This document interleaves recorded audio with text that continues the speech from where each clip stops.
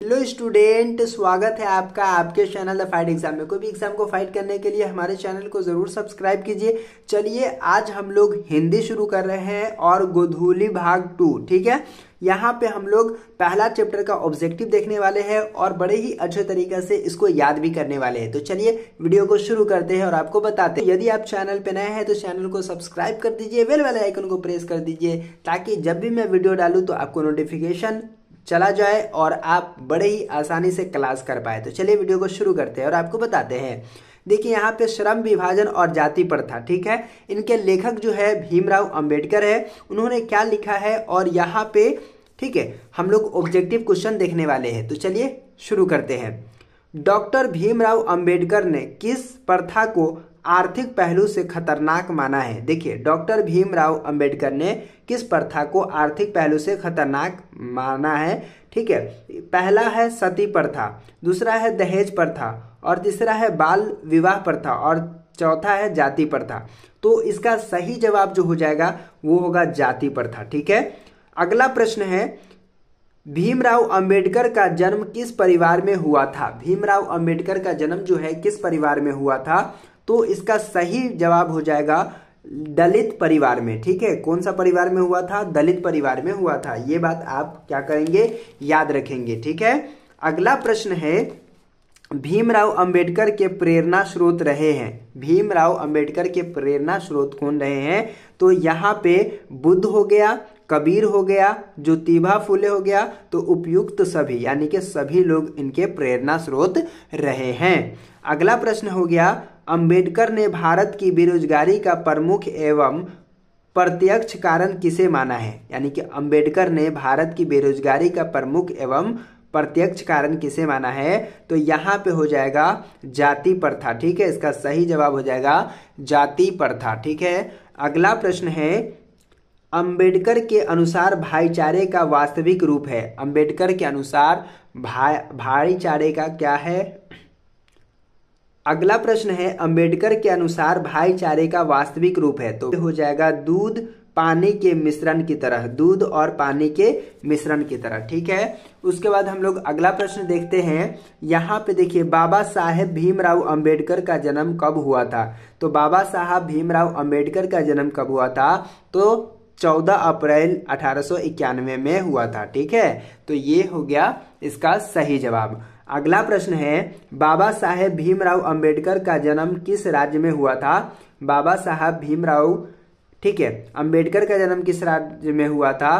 तो इसका सही जवाब हो जाएगा मध्य प्रदेश में हुआ था। ठीक है, अगला प्रश्न है बाबा साहब के अनुसार आदर्श समाज किसे कहा जाता है? यानी कि बाबा साहब के अनुसार आदर्श समाज किसे कहा जाता है? सभी कथन सत्य है, इसमें समता आधारित, ठीक है, बंधुत्व पर आधारित, स्वतंत्रता पर आधारित। तो ये होगा सभी कथन सत्य है। ठीक है, तो ये इसका आंसर हो जाएगा। अगला प्रश्न है श्रम विभाजन और जाति प्रथा के लेखक कौन है? श्रम विभाजन और जाति प्रथा के लेखक कौन है? तो बाबा साहब भीमराव अंबेडकर हैं।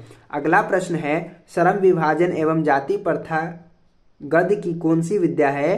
यानी कि श्रम विभाजन एवं जाति प्रथा गद्य की कौन सी विद्या है? ठीक है, ये कहानी है, भाषण है, निबंध है, ललित निबंध है। तो कौन होगा? तो ये इसका सही जवाब हो जाएगा निबंध। ठीक है, ये निबंध है। अगला प्रश्न है श्रम विभाजन एवं जाति प्रथा शीर्षक निबंध का भाव क्या है? ठीक है, श्रम विभाजन एवं जाति प्रथा शीर्षक निबंध का भाव क्या है? तो इसका सही जवाब हो जाएगा जाति प्रथा की व्यर्थता। तो ये सही जवाब हो जाएगा। अगला प्रश्न है श्रम विभाजन कैसे समाज की आवश्यकता है? तो यहाँ पे हो जाएगा सभ्य समाज की। ठीक है, सभ्य समाज की। अगला प्रश्न है समाज और राजनीति में बेहद सक्रिय भूमिका निभाते हुए अंबेडकर ने किसको मानवता एवं अधिकार दिलाने के लिए अनेक प्रयास किए हैं? तो इसमें इसका सही जवाब जो हो जाएगा वो हो जाएगा अछूतों को। ठीक है, अगला प्रश्न है जाति प्रथा का श्रम विभाजन मनुष्य की स्वेच्छा पर निर्भर नहीं रहता।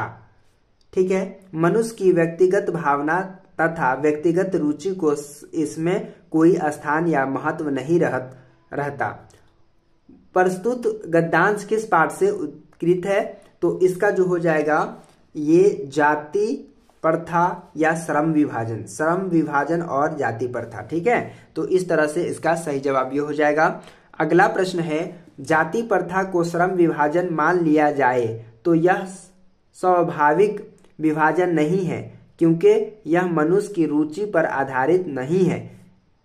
यह किस पाठ से लिया गया है? ठीक है, तो यह किस पाठ से लिया गया है? जाति प्रथा। ठीक है, अगला प्रश्न है, जाति प्रथा स्वाभाविक विभाजन नहीं है, क्यों? जाति प्रथा स्वाभाविक विभाजन नहीं है, ऐसा क्यों? ठीक है, तो ये हो जाएगा आपका रुचि पर आधारित नहीं होने के कारण, रुचि पे आधारित नहीं होने के कारण। ठीक है, अगला प्रश्न है, जाति प्रथा श्रम विभाजन के साथ साथ किसका रूप लिए हुए है?